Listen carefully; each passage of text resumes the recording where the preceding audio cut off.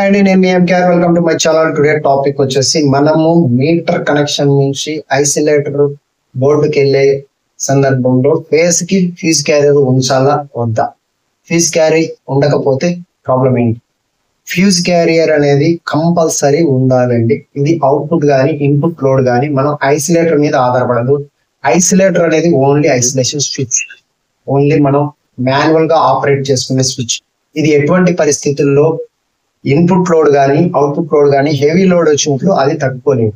అందుకు మనం ఖచ్చితంగా ఏంటంటే ఇన్పుట్ లోడ్ నుంచి మనం ఏదైనా హెవీ లోడ్ వచ్చినప్పుడు, అంటే పోల్ మీద కానీ ట్రాన్స్ఫార్మర్ దగ్గర కానీ ఏదన్నా సప్లై బర్న్ అయ్యే సప్లై కానీ ఏదన్నా వచ్చినప్పుడు ఇమీడియట్లీ మన ఇంట్లో ప్రొటెక్షన్ జరగాలి అంటే ఫ్యూజ్ క్యారియర్ అనేది చాలా చాలా చాలా ఇంపార్టెంట్. అది ఖచ్చితంగా మీటర్ నుంచి ఐసోలేటర్ కనెక్షన్ పోయేటప్పుడు ఫ్యూజ్ క్యారియర్ అనేది ఇంటి లోడ్ బట్టి ఫ్యూజ్ క్యారియర్ అనేది కిట్ క్యాట్ ఫ్యూజ్ క్యారియర్ అనేది కంపల్సరీ వాడండి.